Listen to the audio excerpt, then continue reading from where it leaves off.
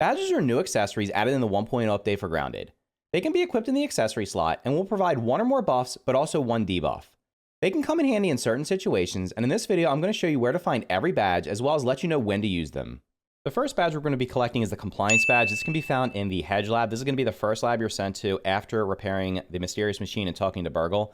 Now, I'm in Creative, so the bugs are not going to aggro on me, and I want to show you where we are on the map, just so you're aware. We are down here in the bottom right corner, so Burgle's all the way up here at the oak tree. This is where you spawn in at the Mysterious Machine, or over here around this area. This is the hedge, this giant L-shaped thing. I'm down here on the left corner of the hedge, and what we're going to be doing is going back here towards this electrical outlet. Now, you need to be careful because there are a lot of larvae down here. You can kind of just hit and run this thing by running in and grabbing it, but you can also try to take out a lot of the larvae. There's a lot of larvae here, though, and if you try to take this on early game with weak armor, you're going to probably have trouble.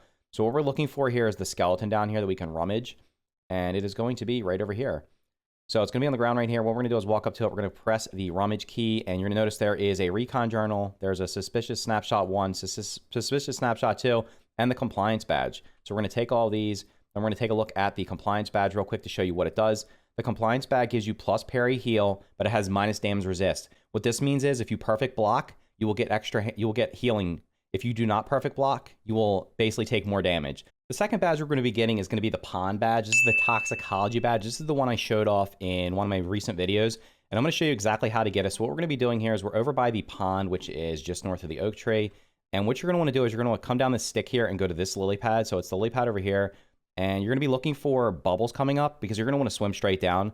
Now, I'm in the creative mode, but I turned on player damage so I can show you how much air it takes.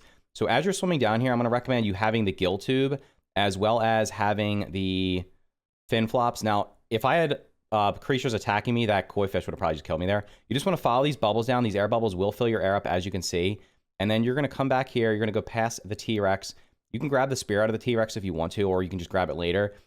What I'm going to recommend doing is coming down here with the gill tube and the fin flops, and then getting the bubble helmet before you actually go for this other badge, because it's going to be very hard to get if you don't do it, if you don't have the bubble helmet. So you're going to take those two jets, then we're going to swim over here, and what we're going to be looking for is this tunnel straight ahead. And we're just going to be going into the lab so we can turn the switch on. You don't have to do this, but this is how you're going to play through the game anyway, so it just makes sense. We're not going to do the whole lab. We're just going to turn the power switch on so I can show you where the other one is to get the toxicology badge. So we're going to head up here. As you can see, I'm down to about 38 seconds. And we're going to go over here. You're going to have to hit this biomedical scanner. If you don't basically beeline it straight for the lab here, you're probably going to end up drowning. So you're going to want to make sure you come back straight back through here. So we're going to come up here, and we're just going to turn this on right now. Then I'm going to switch over. So there are parts down here to, I believe there might be enough parts down here to make yourself a bubble helmet. If not, you can just scavenge the parts you need to make it. So we're going to put the bubble helmet on, and then we're just going to swim down here, and we're going to show you how much time it takes. So we're going to swim right past here. I also do have a slime lantern because it's going to be easier to see this skeleton.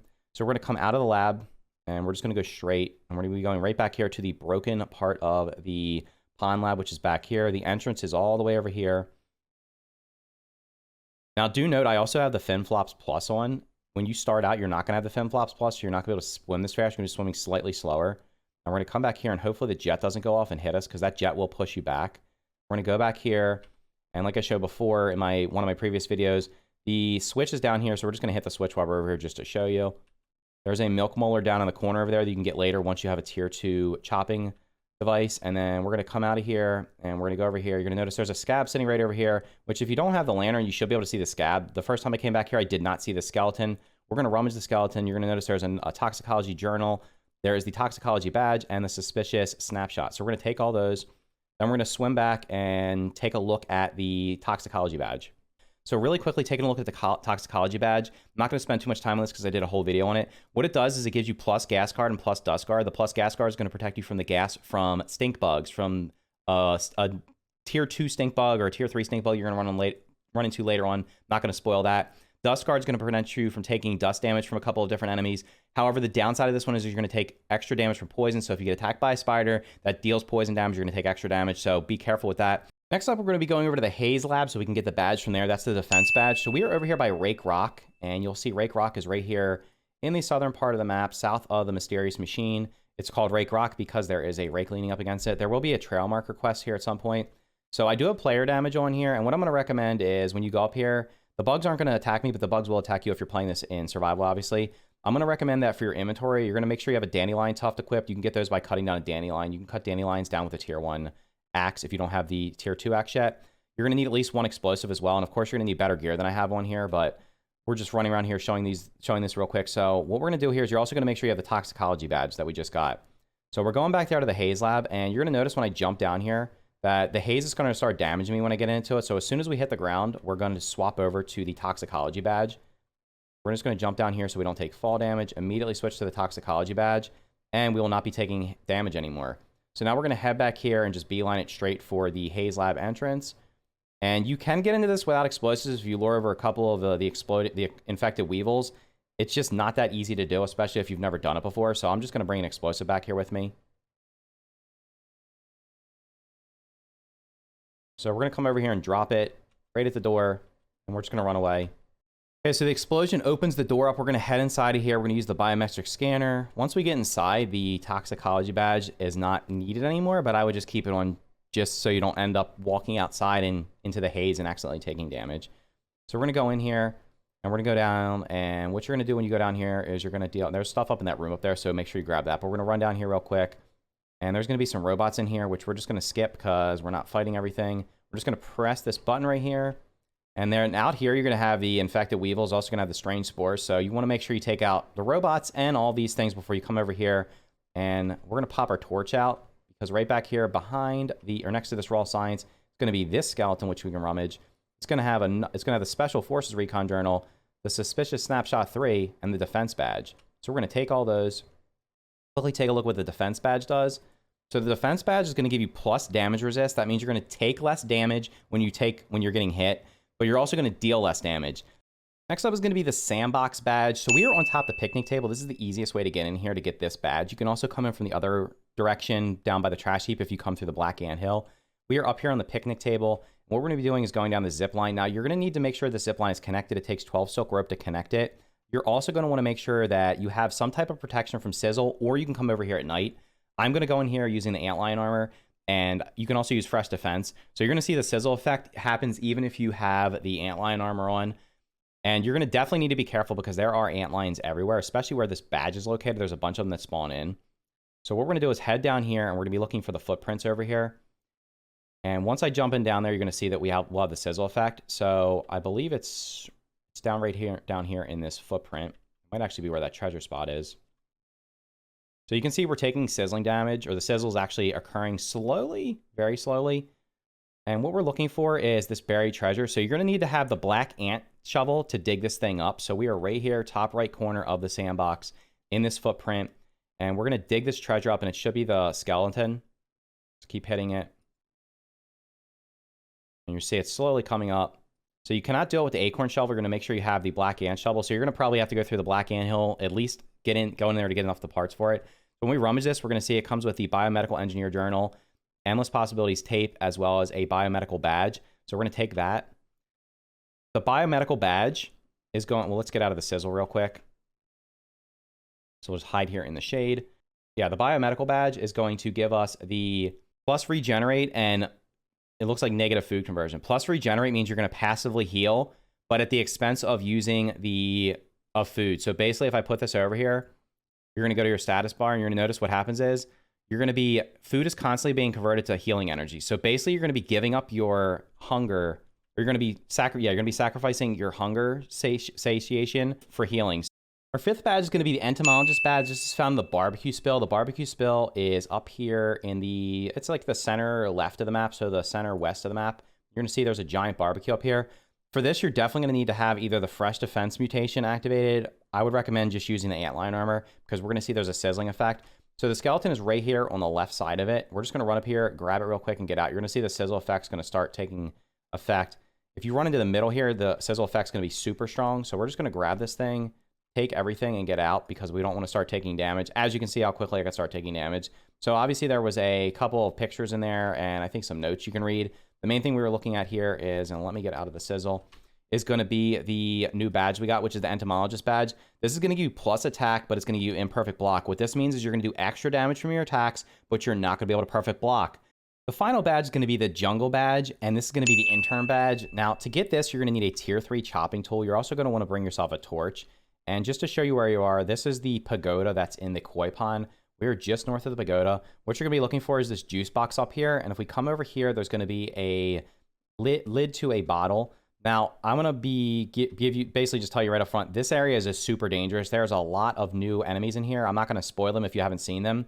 But there are a lot of new enemies in here that are super dangerous. You will die very quickly if you come in here underprepared. So you're going to need a tier 3 chopping tool here. If you don't have the termite axe, you can get the pinch whacker, which I did a video on. I'll leave a link for that in the description down below, as well as probably at the end of the video. And that'll show you how to get a tier 3 axe if you don't have the termite axe. So we're going to come down here, and what you're going to see is we're going to have ourselves another corpse to rummage. So we're going to rummage this corpse. It's going to have the intern badge as well as the loyal subject's notes. We're going to take a look at the intern badge real quick, just show you what its abilities are. Right here. So the intern badge gives you plus hauling strength, but minus movement speed. So let's take a look at this thing when you equip it. Okay, so I cut down a blade of grass, and what this thing does is gives you plus 10 carrying capacity. So I don't have it on right now. You'll see I have the ability to carry 5 planks of grass. If I equip the intern badge, it's going to give me plus hauling strength, but it's going to make me move slower. So we're going to put this in here, and now you're going to see I can carry 15.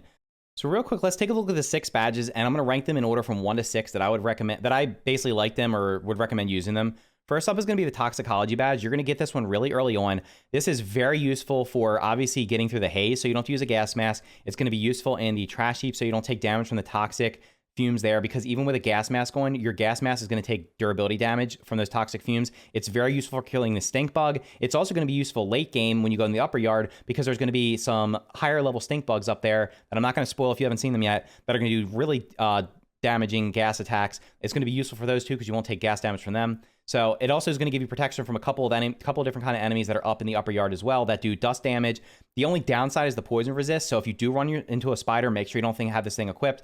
It will I think it kind of like cancels out if you have Mithridatism equipped. So you could kind of like cancel it out, but you definitely don't want to take a lot of poison damage because you can die really quickly from that. So that's when that's going to be useful. Next up is going to be the entomologist badge. I love using bows, and I'm not that great at perfect blocking. I can be if I actually take my time, but since I love using bows, this is going to be useful for me because I can equip this and just kill things from range, getting extra damage on my bow and not having to worry about perfect blocking.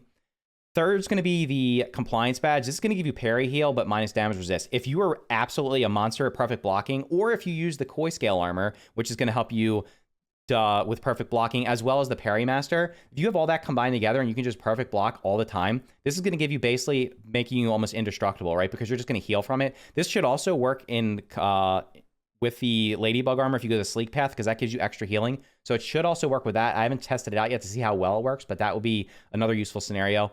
Fourth is going to be the defense badge. This one gives you plus damage resist, minus attack damage. This will be useful if you're really bad at blocking, but you're not worried about killing things too quickly. I mean, I don't really see myself ever using this badge, so I would say basically, unless you're really, really, really bad at blocking, I would not recommend using this. Fifth one's going to be the biomedical badge. This is going to regenerate your health passively, but it's also going to do it at the expense of your food. Hunger and thirst in this game can be a pain in the butt, especially if you don't have like a basically farm setup where you can just get lots of food, or you don't have lots of food available. So I would recommend using this if you're in a pinch and you need to have yourself healing. You could also use it around your base if you've taken damage for some reason, or if maybe you fought something. But overall, I don't see myself using this very much either. And then last but not least is going to be the intern badge. This is going to give you obviously the plus hauling strength, but the expensive movement speed. Now, if you have aphid slippers on, that would help you out. It's going to be very useful for building, transporting. So if you have this equipped, plus also having the ant armor on and the workers' comp smoothie, and you're also moving a pallet, you could move tons and tons of like weed stems or grass planks. So it'll be very useful for that.